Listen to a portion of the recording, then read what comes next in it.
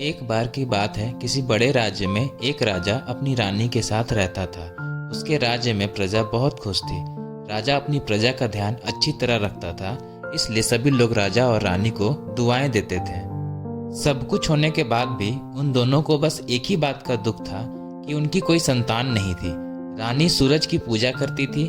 उसे पूरा विश्वास था कि सूरज देवता की कृपा से उसे जरूर संतान की प्राप्ति होगी। एक दिन राजा और रानी बगीचे में घूम रहे थे।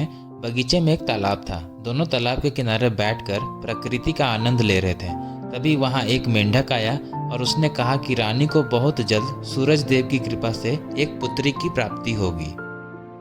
मेंढक ने जो कहा था वो सच हुआ और उसी साल रानी को सूरज देवता की कृपा से खूबसूरत बेटी हुई। रानी को सूरज देवता के आशीर्वाद से बेटी प्राप्त हुई थी, इसलिए उसका नाम सनशाइन रखा गया। राजा ने उसके पैदा होने पर बहुत बड़ा उत्सव रखा और उसमें सभी को बुलाया, लेकिन गलती से काली परी को बुलाना भूल गया। जब सभी राजकुमारी को आशीर्वाद दे रहे थे तभी काली परी आ गई और उसने गुस्से में राजा को श्राप दिया कि जब तुम्हारी बेटी 15 वर्ष की हो जाएगी तब एक चरखे की कील चुभने से इसकी मौत हो जाएगी। इतना बोलकर वह गायब हो गई। राजा और रानी दोनों बहुत दुखी हुए।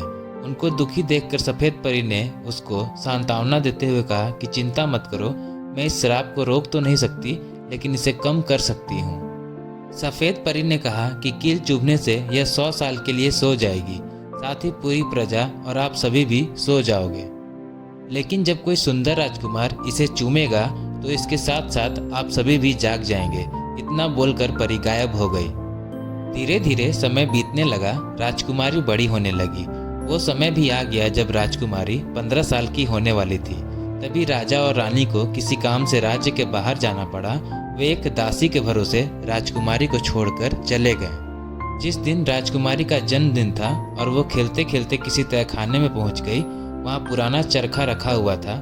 राजकुमारी ने जैसे ही उसे हाथ लगाया, उसमें लगी कील उसे चुभ गई और वह वहीं गिर पड़ी। सेवकों ने उसे बहुत ढूंढा और वह तहखाने में सोती हुई मिली। उन्होंने उसे जैसे ही उसे बिस्तर पर लेटाया, एक एक करके सभी सोने लगे। कई वर्ष बीत गए। महल के चारों ओर जंगल और कटीली झाड़ियां उग आईं। महल तक पहुंचने का रास्ता बहुत कठिन हो गया था। उस महल तक पहुंचने की कई राजकुमारों ने कोशिश की, लेकिन कोई भी वापस नहीं आया। काली परी के श्राप के कारण सभी नींद में सो जाते थे। एक दिन उस महल की कहानी सुनकर एक सुंदर राजकुमार उस ओर आया, जो कई राज्यों को जीत चुका था। सभी ने उसे वहां जाने से रोका और कहने लगे कि जो भी वहां गया कोई वापस नहीं लौटा। लेकिन राजकुमार ने किसी की भी नहीं सुनी और महल की ओर चला गया। जैसे ही वह महल के पास पहुंचा, अपने आप ही झाड़ियां दूर हो गईं और वह सीधा राजकुमारी के कमरे में चला गया। मार्ग में उसे सभी सोते हुए मिले। राजकुमारी को देखकर वो मानो उसकी सुंदरता में खो गया। उसने खुद को संभालते हुए जैसे ही उसे चूमा, वैसे ही काली परी का श्राप टूट गया और उसके साथ ही सभी नींद से जाग गए। सभी दोनों को देखकर बहुत खुश हुए और दोनों की शादी करवा दी। कहानी से सीख: दूसरों का अच्छा चाहने वालों के साथ कभी बुरा नहीं होता है।